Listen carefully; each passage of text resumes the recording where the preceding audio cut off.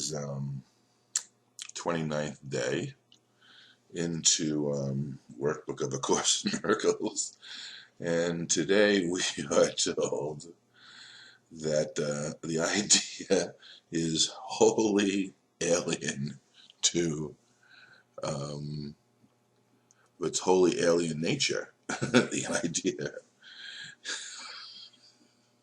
for today will begin to show you your wholly alien nature as well. And remember, any order that you impose is equally alien to reality. So if there are aliens, you're one of them. God is in everything I see. And I think we really have to remember that this is just the beginning here today. Today we're going to begin. So don't worry about, and certainly don't use what does or doesn't occur as an indication or judgment on yourself, as an indication of whether you're doing this successfully or not.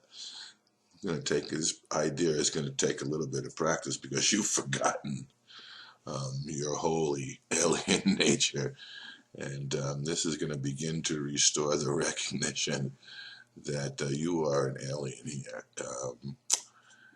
So today we're going to try to begin to learn, not look. Today we're going to begin to learn to look on all things with love, appreciation, and open-mindedness. You do not see them now. Would you know what is in them? Nothing is as it appears to you. Its holy purpose stands beyond your little range. The little range that we think we can see within the visual acuity of the mind with which we think. The ability to see your holy alien nature in today's holy alien idea will begin to dawn on you as we sink below and beyond, above and beyond that tiny range that human eyes seem to think they see it. So God is in everything I see. Today's idea, the idea for today explains why you can see all purpose in everything. It explains why nothing is separate by itself or in itself. It explains why nothing you see means anything. In fact, it explains every idea we have used thus far, and all the subsequent ones. God is in everything I see. Today's idea is the whole basis for vision. He goes on in the next paragraph. You'll probably find this idea very difficult to grasp at this point. I don't know if you will ever grasp it because I don't think there's anything to hold on to. You may find it a silly idea, an irreverent idea based on everything you've thought and been taught before, a senseless idea, funny, and even objectionable. Certainly, if you look around you randomly, rather than impose any of your own order on it. Certainly, when you look around and see some of the things in your world that you're asked to apply this idea to today randomly, you may feel the objection. God can't possibly be in that.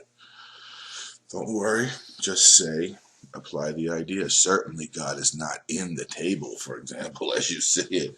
Certainly God is not in the person who is attempting to cut you off on the highway and cheat you of your change in the marketplace. Certainly God isn't in the terrorist attacks that are going on in the world. Yet, we emphasized yesterday that a table shares the purpose of the universe. And what shares the purpose of the universe shares the purpose of its creator. So God is in everything I see. Now remember, this is just the beginning. Um, how far you succeed, well, is dependent on the nature of your willingness to accept this idea in its totality. And what this is saying is that's going to be very difficult at first. However, as you go along in the day, utilizing the idea that's been given to us, one of the things that you're told is, as you repeat it, as you look about you during the practice periods, and as you utilize the idea randomly in the course of your day, and you utilize it unhurriedly, um, at least one or two times, you're going to experience a sense of restfulness. Now, I want to assure you, it doesn't matter what you're looking at when you do experience even the beginning of the experience of restfulness. Um, because if you can experience it in viewing any one thing, you will certainly eventually be able to view it, experience it in viewing anything, because the judgments you have laid upon individual aspects of your vision are entirely false. And if we have a memory, if we would begin to remember rather than forget what we've been learning up to this point, ideas aren't good or bad, so you may achieve a sense of restfulness in viewing something you deem good, whereas you wouldn't achieve that sense of restfulness in something that you've deemed bad. However, remember, when we look at them as all equally meaningless, therefore equally the same, you could begin to understand why, as we withdraw the dualistic nature of our mind, the duality that the split in our mind causes us to see through, as that begins to recede in our memory, and these lessons begin to proceed, go in front of us because they're in the front of our mind, you'll begin to recognize that the value system that we've stratified and made divided the world into a hierarchy, has no real meaning except within the nature of the ego's self-preservation and its need to hide the truth of this lesson from you. So again, if you can begin to feel a sense of restfulness when you look at something, God is in everything I see. God is in the fireplace I'm viewing. God is in the computer as I look at it. God is in my neighbor as they pass the house on their walk today. And then we're asked to apply it in the day. God is in the car accident I just viewed. So you can see randomly, each and everything we see is, in a sense, viewed through the ego as equally separate, with an implied value based on how we think. And one of the interesting factors in all of this is because we project our thinking, our thought system on everything, it doesn't necessarily mean that to another brother, his thought system and his projection gives equal value or the same value. So one man's poison is another man's dope. But I assure you, God is in the poison as much as he is in the dope, and the undoing of the hierarchy of the ego wants us to have import for some things and lack of import, therefore disrespect, um, and form objections to the idea in our mind today. As that recedes, as we begin to let this idea for today take precedent, you'll begin to see that the order that we've imposed is totally meaningless.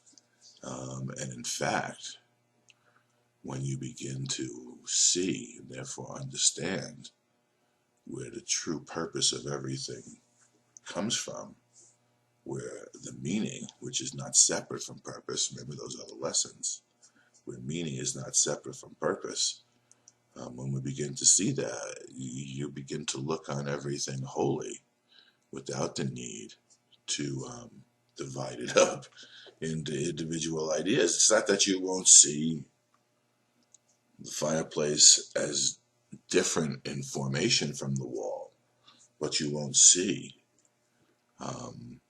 separation of purpose and meaning, because you'll begin to look on everything as it says, with the with the eyes of appreciation, love, and open-mindedness. And don't worry too much if when you're looking at something, you feel a revulsion rather than a love or an appreciation or open-mindedness. That just means that there are ideas in your mind that you need to forgive yourself for putting a meaningless assumption or judgment on top of something that's inherently neutral, that's not different than everything else. You'll see what the work that needs to be done within yourself, which is a good thing. Remember, this is the undoing. We're still in the early stages of the undoing of the way we think. As we begin to open our minds through appreciation and love, as we begin to open our mind to a new way of seeing with the mind of God, which we're all using. There's one mind, and I assure you, we're all a part of that single whole mind of love and joy and life eternal. And as we begin to even allow that to rise up, the rising up of that understanding is going to cause great consternation to the ego that you've been identifying with, that has sought your attention in its need to judge and make things different, so as to achieve the experience of separation that you're having in this world of space and time, and let's call it individuation, where nothing really shares the same purpose, and you experience the meaninglessness and lack of consistency and the lack of constancy in the world that you're viewing. That lack of consistency and that lack of constancy is merely being viewed by you because of the lack of constancy in your ability to utilize a single whole perfect idea. The willingness to accept that you're unable to do that you're unable to see the constancy, is the admission of the responsibility for your sight, which is necessary in order for you to allow the change of mind that's beginning to occur in each and every one of you. Believe me, you wouldn't have gotten to day number 25 unless you were glimpsing some value, day number 29, unless you were glimpsing some value in what it is we were doing. And in spite of the objections that you may make, that you may experience when you woke up this morning and decided to do the lesson. It's been a new day, and the ability to do that lesson, the desire to do the lesson, to learn that God is in everything I see, is an indication of your determination, in spite of the fact that um, perhaps you've wanted to give up. Um, each day is a new day. The past is gone. You need it not. And your assignment for today is simply to utilize this idea in the 6 2-minute practice periods that we've begun to become accustomed to. And then randomly throughout the day, look upon everything. God is in everything I see. God is equally in what we deem as good as what we deem as bad, because good and bad are meaningless in relationship to a single whole totality from which all meaning flows and from which you cannot not be a single whole part of. So remember, you've been living in a field of dreams, and you've been the dreamer of those dreams. So today, your holy alien nature will begin to dawn on you, as you look at what was previously viewed as separate and cause for a lot of what you think is occurring. I mean, many of us think that the world outside of us causes the experience that we have, rather than recognizing it's in the way I've been looking at things. The way I see things gives me the experience that I'm having. And as we begin to really see and feel the responsibility that we have for our own experience, as we begin to utilize these ideas to change our mind in a responsibility to our own holy alien nature, as created perfect and whole, eternal and infinite as God has created us,